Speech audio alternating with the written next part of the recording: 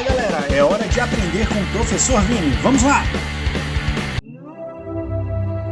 Olá, eu sou Robert e vim aqui estudar nesses pântanos maravilhosos. Quais condições que levaram os animais a transitarem da água para a terra? Afinal, muitas questões perturbam a mente humana.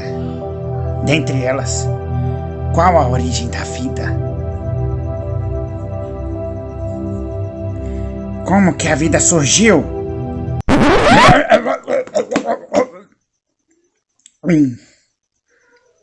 Eu não sei como é que surgiu, mas a sua terminou na minha barriga. 2000 anos depois. Olá, galera, tudo bem? Aqui é o professor Vini falando e hoje eu vou falar para vocês de algo muito importante. Mas preste atenção no que eu estou falando sem precisar ir no pântano, né? Porque o cara ali se deu mal. E o que acontece? Desde que nós nos entendemos enquanto seres humanos, desde que nós aprendemos a pensar, uma pergunta permeia os nossos pensamentos e o nosso imaginário, que é como a vida surgiu no planeta. Professor, eu não quero saber disso. Por que eu vou me preocupar como a vida surgiu? Amigo, você vai fazer Enem? Então você deveria se preocupar. Porque pelo menos para isso te vai servir. Mas se você não vai fazer Enem, ou se você é um cara curioso e quer entender como o mundo funciona, talvez isso ajude você a entender um pouco mais. Eu não vou falar sobre crenças aqui e eu vou trazer somente elementos importantes para a gente entender o ponto de vista científico sobre a origem da vida. E como eu vou falar sobre a origem da vida, eu vou falar da principal teoria sobre a origem da vida. Vocês podem pesquisar outras, ou se vocês tiverem muito desejo, eu posso trazer outras teorias também para discutir com vocês. Mas hoje eu vou falar da teoria da evolução gradual dos sistemas químicos de Oparin e Haldane. Oparin e Haldane estudavam a origem da vida, e eles consideraram que o melhor era considerar que a vida iniciou dentro do próprio planeta Terra. Porque nós poderíamos utilizar elementos do planeta para poder responder essa pergunta. Se a gente considerar que a vida surgiu em outro planeta, né, ou que um ser divino criou a vida, nós ficamos sem resposta para como é que isso aconteceu. E a resposta que nós queremos agora não é o porquê, mas o como. Como a vida surgiu no planeta. Então, o que nós entendemos é o seguinte, até o momento, né, dentro da teoria de Oparin e Haldane. A Terra, no seu aspecto primitivo, a Terra primitiva, tinha características importantes, como, por exemplo, grande atividade vulcânica, a temperatura da crosta terrestre era muito elevada, e esse conjunto de elementos, né, geravam chuvas constantes, torrenciais, porque a água evaporava muito rapidamente, ela batia no solo e já evaporava. No início sequer tocava o solo. Depois, com o tempo, a Terra vai resfriando e essa água vai chegando até o solo, mas evapora rapidamente. Essas chuvas torrenciais e esse calor elevado fizeram com que as condições ideais para que reações químicas acontecessem e estivessem presentes ali na origem do nosso planeta. O que é que tem de interessante aqui, tá? Dentro desse aspecto que eu estou trazendo para vocês? É que o nosso planeta Terra, ele tinha na sua atmosfera elementos como o metano, a amônia, o gás carbônico, como o gás hidrogênio, tá? O próprio gás d'água, como o gás nitrogênio. Essas coisas elas eram transformadas ao longo do tempo por conta das chuvas torrenciais, dos raios e do calor. Ah, professor, por que você está falando de chuva, raio e calor? Ó, a água é um excelente substrato para diversas reações químicas. É nela onde acontecem muitas reações químicas. Às vezes ela participa, às vezes ela é resultado da reação, e às vezes a água ela somente dá condições para que aquilo aconteça mesmo. E o calor é energia.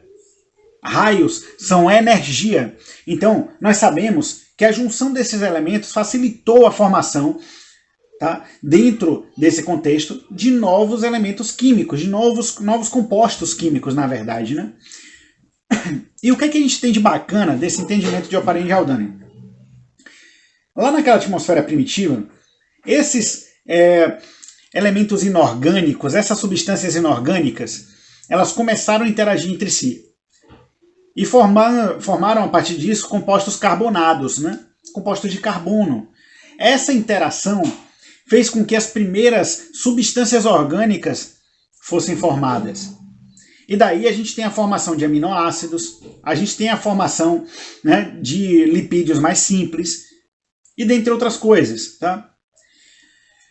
Ah, professor, mas como é que eu posso saber que, né, qual é a evidência que eu tenho de que isso é verdade? Bom, em primeiro lugar, existem na natureza em torno de 300 aminoácidos diferentes, mas dentro dos organismos vivos só existem 20.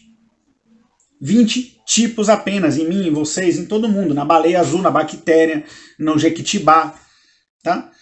Então, isso demonstra que não precisa de um ser humano, de um organismo vivo, para poder produzir aminoácidos.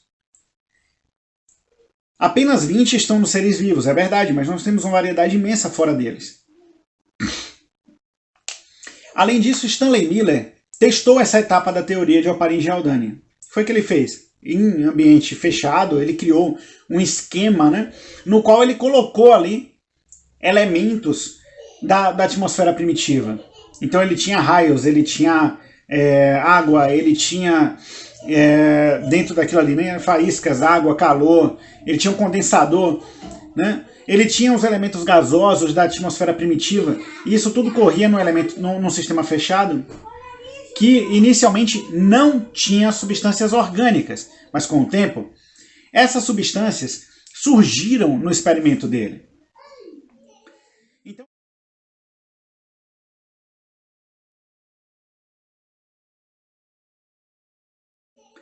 Então, essas são evidências de que provavelmente a atmosfera primitiva realmente ofereceu condições para que substâncias orgânicas se formassem.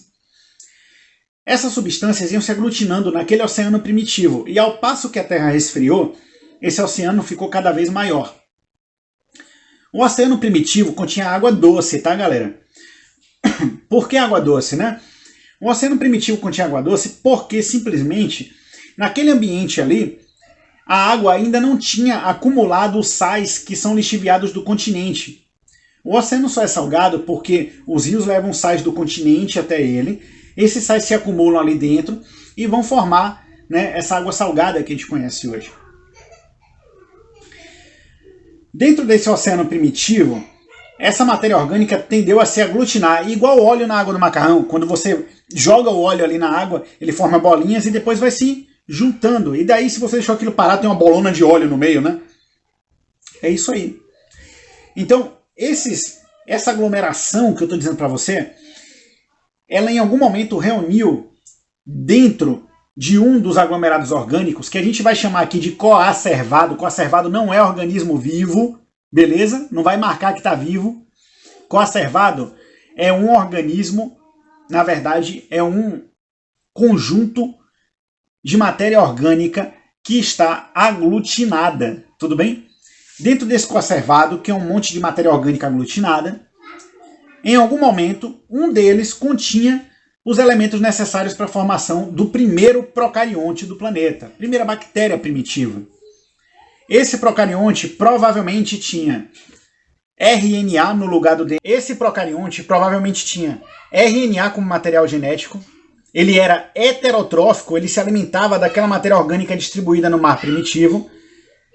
E ele não respirava, ele praticava anaerobiose.